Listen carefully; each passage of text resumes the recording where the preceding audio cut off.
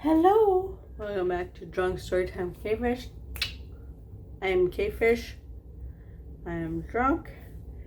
What I'm drinking for this video is called Ballet of Angels. It's not all that great, if you ask me. It's a white. It's themed because it's angels. Who the shit cares? It's not all that fantastic, I admit it, but I'm actually kind of, I'm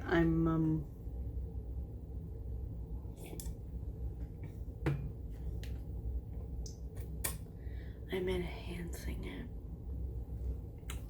with Chambord, which, as anyone who has ever watched one of my videos knows, I love Chambord.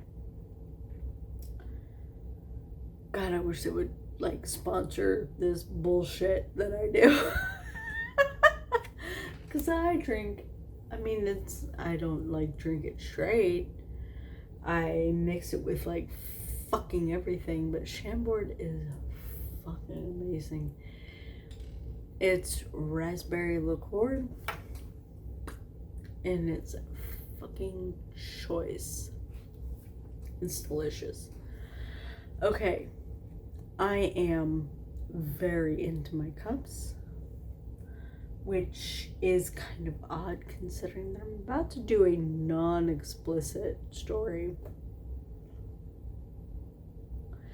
Anyway, this is called The Road Not Taken by FancyTrinkets, aka FancyTrinkets.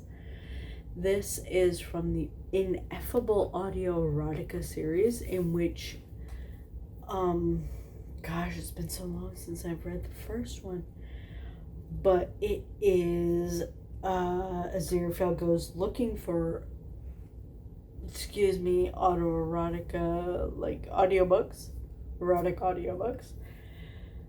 Crowley has recorded erotic audiobooks. They each know that the other is doing, but they don't know that the other one knows. However, this one is, for as drunk as I am right now, for as into my cups as Drunk Storytime is right now, this is a teen, aka safe for work video, other than probably my language. Sorry.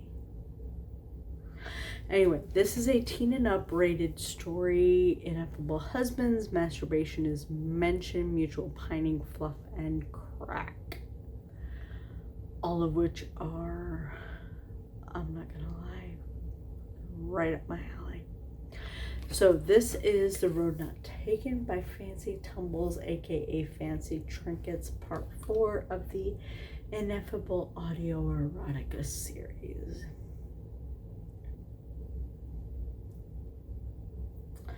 Aziraphale waited 3 days before curiosity got the better of him. For 3 exhausting days, he tried to pretend that nothing had happened. But even an angel who was very good at telling falsehoods could only lie to himself for so long. He knew what he had done.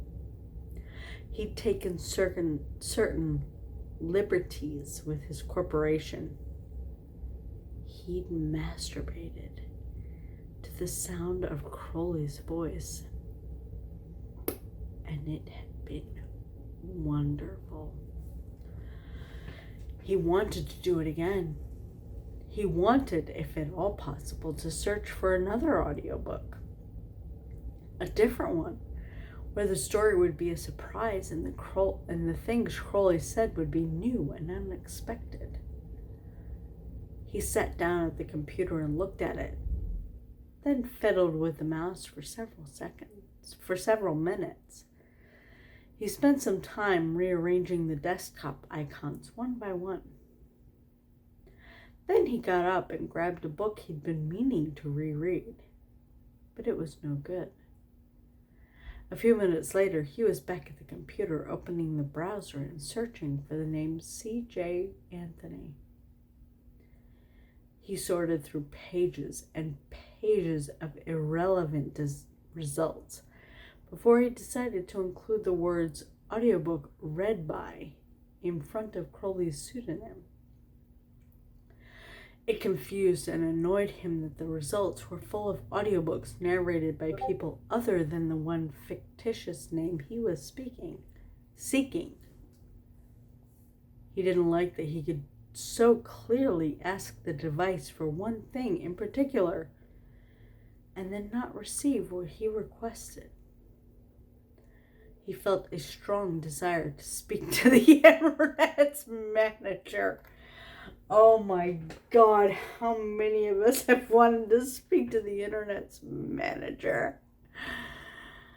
Google, you are not giving me what I wanted. I need to speak to your manager. Oh my God. Oh, it's perfect. Azira Karen. But of course, he knew that wasn't an option. No one managed the internet. The internet just happened to everyone, and it was horrible. It hadn't been a heavenly initiative, that was for certain. Crowley would have loved to have claimed it as one of his. Unfortunately for him, most other demons weren't even clear on the concept of a computer. So the explanations involved in taking credit would have been prohibitive. Aziraphale had empathized fiercely with that dilemma. Both their head offices were terrible when it came to understanding Earth in all its nuances. He sighed at the computer, but that didn't do anything to alter his search results.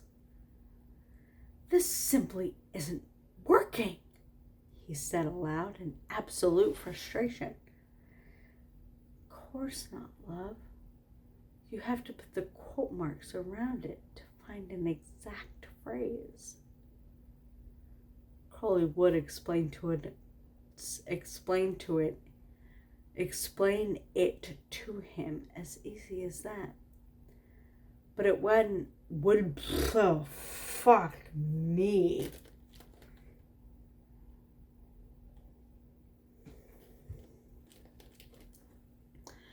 Crowley would explain to Jesus Christ. Crowley would explain it to him as easy as that. But it wouldn't happen for another 14 years, and by that time, Aziraphale wouldn't need pre-recorded narrated books anymore because he could have the actual Crowley on hand whenever he wanted. But of course, he didn't know any of that in 2006. All Aziraphale could do at the moment was click through his search results until finally, at last, on page 15, he found one more item that actually was read by C.J. Anthony. He didn't hesitate to order it, even though it wasn't an audiobook at all. It was something altogether perplexing. Crowley had been feeling restless ever since he dropped the audiobook in the post. The question that kept him awake at night was whether Aziraphale had listened to it, and then whether he'd listened to it enough of it to get to the part he probably should have edited out but didn't. The part that was essentially a lust and love confession, all wrapped up in one cringeworthy cassette tape. He was sorely tempted to drop in at the bookshop on the pretense of calling in a favor of the arrangement variety. But actually, as an excuse for going to lunch, which would secretly be an excuse to scan the shelves in search of the audiobook. Because what if Aziraphale hadn't really listened to it? What if he had just been ordering a whole lot of audiobooks without paying any attention to what they actually were? Maybe he'd try selling them to people in hopes they'd leave his first editions alone. That sounded like something Aziraphale would do. If that was the case, then Crowley wouldn't wanted to find out. He'd wait until Aziraphale wasn't looking, and he'd steal the book back and destroy it. He was still working to convince himself to drop in on Aziraphale when it happened. Another order arrived from Aziraphale. Crowley's first thought was, he knows. He knows it's my store and he's buying things on purpose. He didn't even remember he'd listed another fake audio product in his fake online store. He had a lot of fake products. He liked coming up with them while he was drinking because it was a good tactic to keep his mind occupied. It was often how he prevented himself from calling Aziraphale and confessing all his feelings. He'd added pages and pages of fairly typical household appliances, blenders and coffee grinders, microwaves and air conditioners. And then, because it amused him, he added ancillary parts for them, sold separately and packaged bizarrely. For example, if you wanted the 8-centimeter replacement air filter for the Spark 9 air purifier, you had to buy it in a multi-pack with 7 other varieties of filter. 3 of those alternate filters were for other in-home air purifiers. Another 3 were automobile air filters made for different cars. And the last was a single extra-large coffee filter for brewing 1 industrial-sized vat of coffee in the Magnum series stainless steel caffeinator. It was a wretched way to sell a product if you wanted lots of people to buy it, but a very good way if you were a curious demon who wanted to know if anyone would even try. And of course, he never sold anything anyway. Bad reviews didn't affect him. He'd invented the server-side miracle, a few lines of code that identified poor reviews and replaced them with glowing recommendations.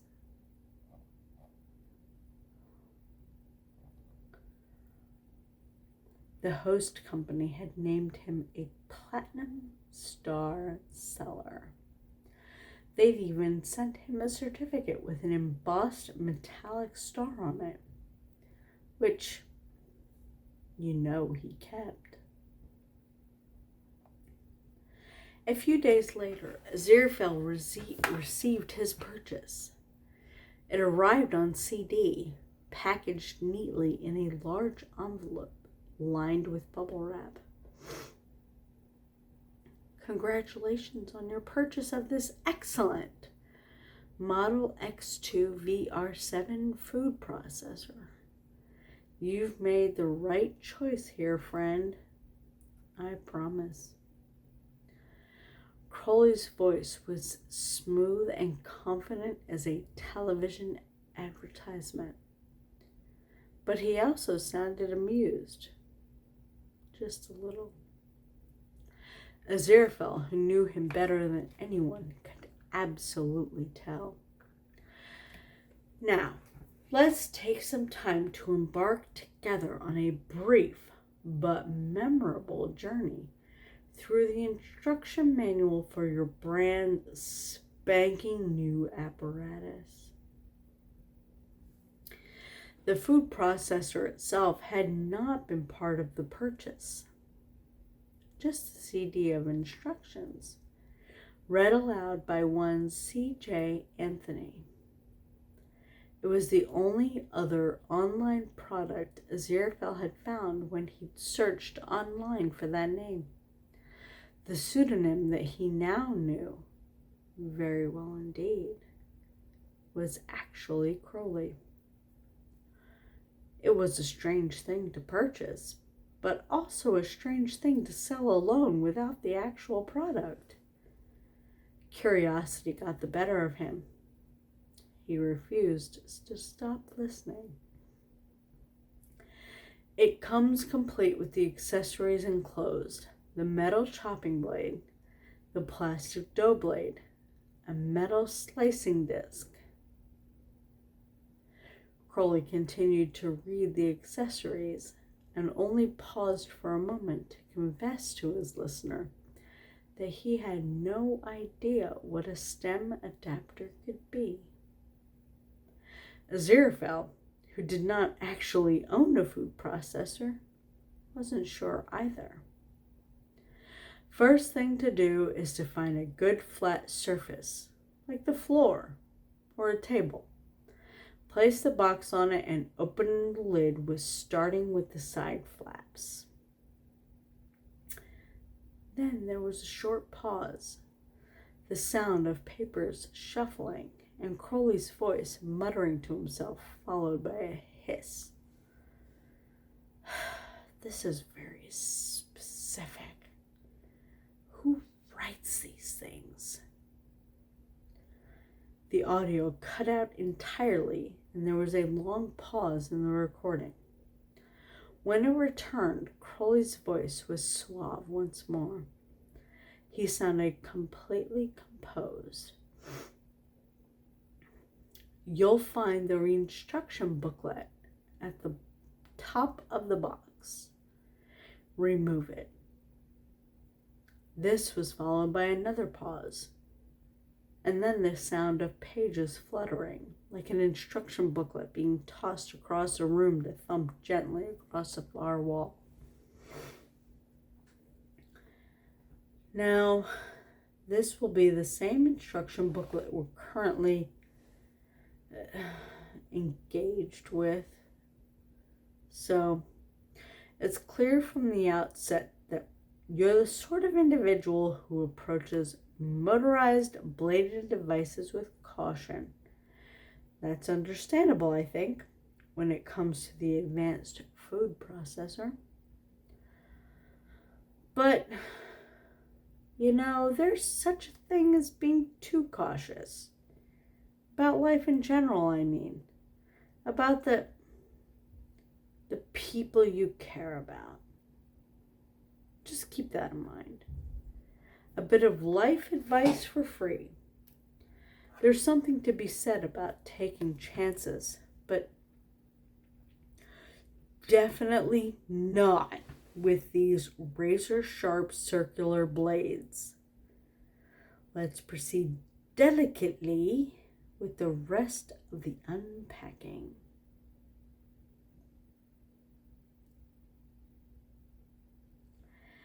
This was an outtake, not a proper story, as it says in the notes by the author. That was cute. The actual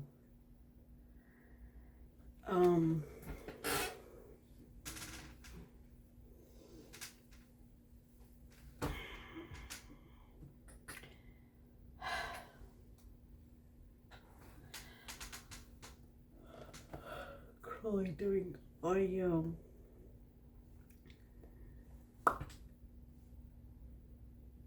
What